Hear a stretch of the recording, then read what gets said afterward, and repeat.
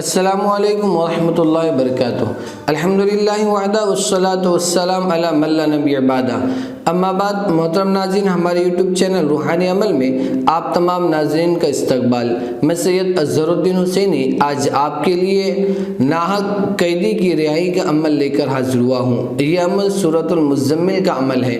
اگر کسی کو ناحق گرفتار کر لیا گیا ہو اور قید و بند میں وہ محبوس ہے اور رہائی کی کوئی صورت نظر نہ آتی ہو اور ہر طرح کی کوششوں کے باوجود رہائی کی کوئی شکل نظر نہ آتی ہو تو یہ عمل کرے، انشاءاللہ العزیز اللہ تبارک و تعالیٰ اس عمل کی برکت سے اس کی رہائی کے اسباب مہیا کر دیں گے اور جلد سے جلد وہ ناحق جسے قید و بند میں ڈالا گیا تھا، اللہ تبارک و تعالیٰ کے فضل و کرم سے وہ ضرور رہا ہو جائیں گا۔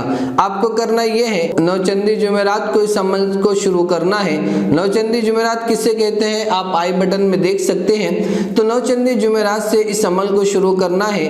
عمل یہ ہے کہ روزانہ اشراق کی نماز کے بعد 100 مرتبہ درود ابراہیم پڑھے اور 30 مرتبہ سورۃ المزمل پڑھے اور اللہ تبارک و تعالیٰ سے اس کے رہائی کے لیے دعا کریں۔ تو انشاءاللہ چند روز آپ اس عمل کو کریں گے تو اللہ کے فضل و کرم سے رہائی کی اس قیدی کے کوئی نہ کوئی صورت نکل آئیں گے اور وہ جلد از جلد رہا ہو جائیں گا۔